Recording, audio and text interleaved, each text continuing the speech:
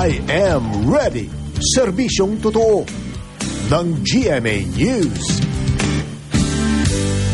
Mga kapuso, patuloy pong binabantayan ang low pressure area na siya nagpapaulan dito sa Visayas at Mindanao ayon sa Pag-asa.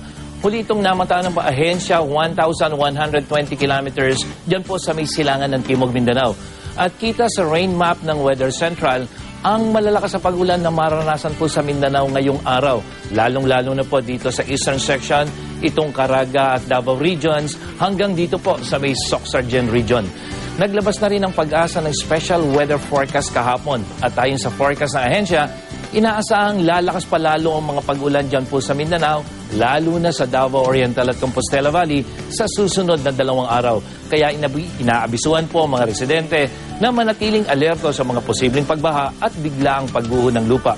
Base naman sa rain map ng Weather Central, makararanas din po ang Visayas, lalo na ang katimugang bahagi nito ng mga pag-ulan dahil pa rin sa LPA. So ito pong silangang bahagi, meron ding mga pag-ulan.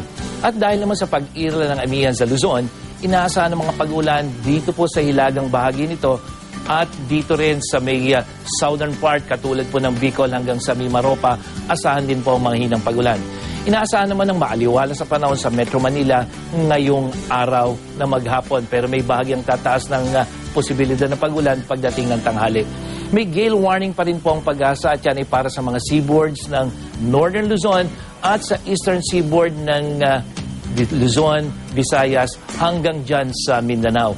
Hanggat maaari, iwasan muna pong pumalaw dyan dahil ayon sa datos ng Weather Central ay aabot po ng mahigit 3 metro ang alon sa mga nabanggit na baybayin. At para sa iba pang impormasyon tungkol sa lagay ng panahon, bisitahin lang ang website at Facebook page ng GMA Weather.